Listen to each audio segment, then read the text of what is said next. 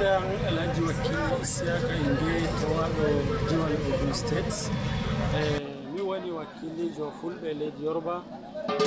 zonal chairman mo Southwest. Zonal chairman wara amma mi wani wakil timo bai zonal chairman mako wakil timo warki tarora ya albarka e mabutukin go lumo go albarka go Fulbe ko moy pullo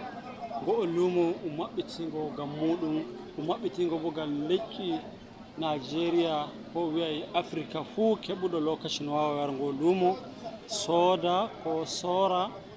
wada haaje mum fu cencentide lumo gongo albarka go lamido Fulbe mabbiti mo albarka mo Allah banci daraja mum Dr. Abdullahi Bello Bodejo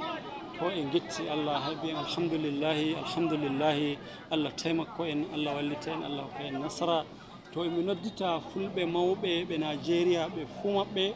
e hani fu kungiyare nde albarka nde mi yetti Allah katul birda inde mi yetti Allah kawtal hore inde mi hodde kungiyare ni na hayto mi limtidide be fu e hani de kawta koe de gan iri billaji di kebeten di pulaku meden Nigeria fulen kawta koe en torroto bo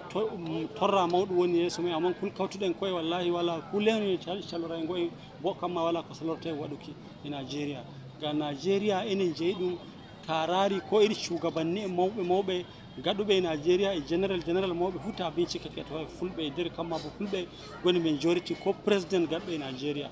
to gannon ko joni kul kawtuden koy munden insha Allah wala ko salorte e di lady to amman kul chankitiden hay giya enen be nattindira koye men matsala e koye men ngam iri ɗum matsala ɗum shugabajo mon heɓuno e balɗe jawtuɗe ha kama lebbi 5 ko 6 emo sura bo kamma wari binciki layfi wala to a yi ɗum funi nder do'uki Fulɓe e pulaku to amma inchallahu mo Allah mawnini wala bawayɗo do'a mo Allah bo do'i wala bawayɗo mawnini to en jetti Allah alhamdulillah wani taro